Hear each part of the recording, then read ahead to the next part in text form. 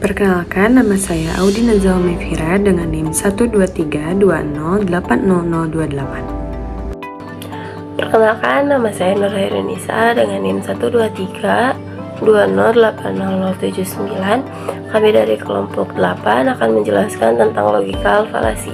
Pada video kali ini akan membahas 5 pembahasan. Yang pertama adalah salah fokus, yang kedua adalah lompatan logika, yang ketiga adalah logical fallacy yang umum terjadi, yang keempat adalah menyikapi berita secara kritis, dan yang terakhir adalah menilai dengan kritis tulisan berdasarkan penelitian. Logical fallacy adalah kesalahan dalam menyusun logika berpikir yang tepat ke dalam sebuah argumen. Logical fallacy dikategorikan menjadi dua, yaitu salah fokus dan lompatan logika. Kategori salah fokus yaitu argumen yang tidak menyasar kepada inti topik, melainkan mengandalkan asumsi pribadi untuk berpikir. Salah fokus terbagi menjadi 4. Yang pertama ad hominem atau salah fokus terhadap seseorang. Ad hominem tersendiri tidak menyebutkan argumen, tetapi menyerang terhadap kondisi seseorang yang berargumen. Contohnya yaitu, saya tidak mau instruktur diet saya adalah beliau, sebab beliau gendut. Argumen tersebut tidak merujuk kepada inti dari topik pembicaraan, yaitu tentang diet, tapi malah menyerang terhadap kondisi fisik instrukturnya tersendiri. Yang kedua yaitu fokus bukan pada inti argumen, tetapi pada hal-hal yang tidak disukai. Contohnya itu, kita perlu memperbaiki sistem pendidikan kita. Kemudian Siti menjawab, kamu hanya ingin ini karena kamu tidak suka cara guru mengajar. Salah fokus yang ketiga yaitu fokus kepada apa yang diperbuat oleh pembuat argumen. Sebagai contoh yaitu, di suatu sekolah, pengurus OSIS menghimbau kepada siswa untuk tidak menggunakan perhiasan pada saat proses belajar mengajar, dan beberapa siswa memberikan pernyataan dengan berbicara bahwa pengurus OSIS pun menggunakan perhiasan pada saat proses belajar mengajar. Untuk salah fokus yang keempat yaitu fokus kepada pendapat mayoritas, di mana fokus kepada pendapat mayoritas tersendiri pernah terjadi pada saat pandemi, yang menyatakan bahwa kebanyakan masyarakat mempercayai bahwa vaksin itu aman sehingga kita harus vaksin. Kategori selanjutnya yaitu lompatan logika, di mana lompatan logika terbagi menjadi 4. Yang pertama, menganggap A terjadi sebelum B, maka pasti A menyebabkan B. Contohnya, ada seseorang yang menyatakan, setiap kali saya makan makanan pedas, saya merasa lebih berenergi setelahnya. Jadi, makanan pedas pasti memberi saya energi. Ini mengabaikan kemungkinan bahwa ada faktor lain yang berkontribusi pada perasaan energi tersebut. Yang kedua, membesar-besarkan dampak, baik disengaja ataupun tidak. Contohnya yaitu, dengan menerapkan program kesehatan ini, kita akan melihat penurunan angka kematian secara drastis dalam 1 bulan. Pernyataan ini melebih-lebihkan kecepatan dan dampak positif dari program tanpa mempertimbangkan waktu yang diperlukan untuk melihat hasil nyata. Untuk yang ketiga yaitu menyodorkan dilema palsu, yang hanya menyodorkan 2 pilihan saja. Contohnya yaitu, kamu harus resign jika kamu mau masuk kuliah. Argumen tersebut tidak mempertimbangkan dan mengabaikan bahwa seseorang memungkinkan bisa menemukan keseimbangan antara keduanya. Dan yang terakhir yaitu menggunakan ketidaktahuan sebagai penjelasan. Contohnya yaitu, karena kita tidak tahu pasti bagaimana vaksin bekerja, kita seharusnya tidak mempercayainya dan kita tidak harus divaksin. Dalam contoh ini, ketidaktahuan mekanisme cara kerja vaksin digunakan untuk menolak divaksin. Ada beberapa logical fallacy yang umum terjadi. Yang pertama yaitu hasty generalization atau overgeneralization, yang memiliki arti mengeneralisir suatu kejadian kecil kepada kejadian besar. Contoh, Orang Bandung selalu murah senyum ketika bertemu dengan orang, bahkan kepada orang yang tidak dikenalnya. Orang Bandung ramah-ramah ya. Pada argumen tersebut, orang yang berargumen tidak memperhatikan bahwa tidak semua orang Bandung itu ramah. Yang kedua yaitu circular reasoning, atau yang memiliki arti pengambilan keputusan yang berputar-putar. Contohnya itu, saya yakin dia jujur karena dia tidak pernah berbohong. Pada argumen tersebut tidak menyertai argumen pendukung kenapa dia disebut jujur. Untuk yang ketiga yaitu slippery slope, yang memiliki arti satu sebuah kejadian menimbulkan langkah-langkah berikutnya. Sebagai contoh, jika kita mengerjakan laporan praktikum, maka kita tidak akan tidur. Jika kita tidak tidur, maka kita akan sakit. Dan dapat disimpulkan mengerjakan laporan praktikum sama dengan sakit.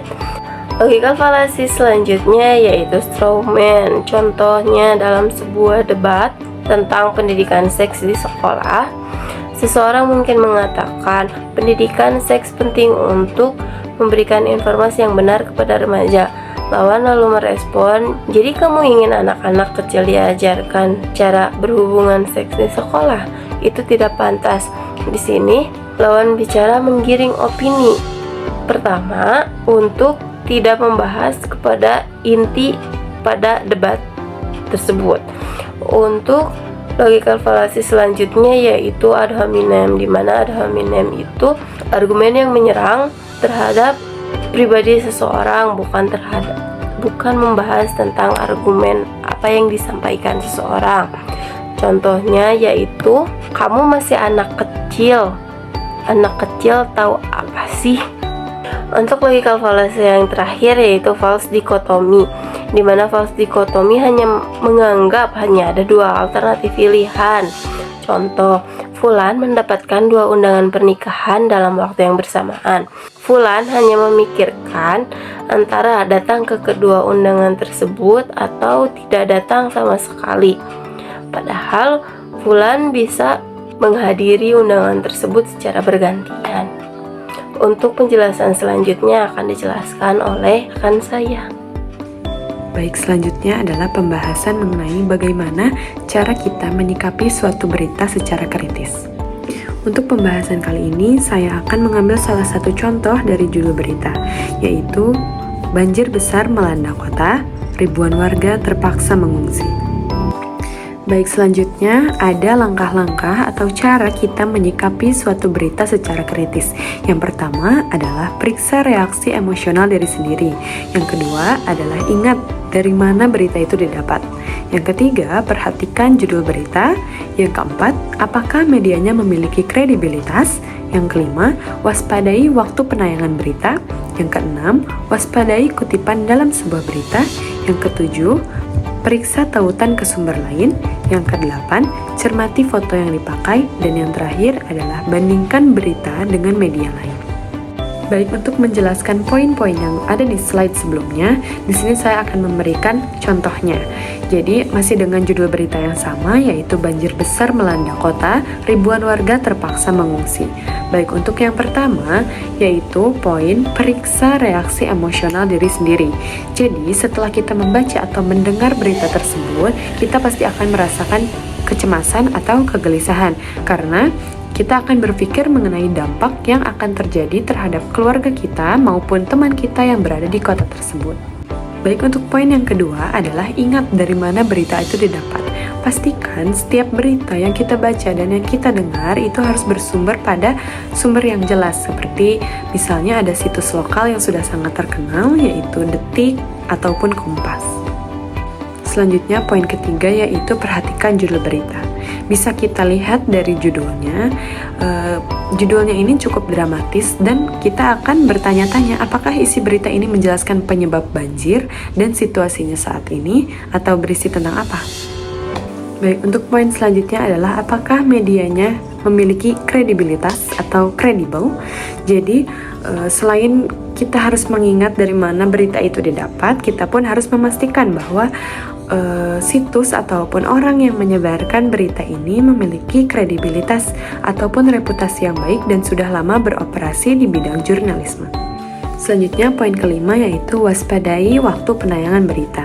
Jadi pada poin kelima ini kita harus memastikan bahwa berita ini diterbitkan ataupun dipublikasikan pada hari yang sama dengan kejadian banjir tersebut, bukan berita lama yang diulang.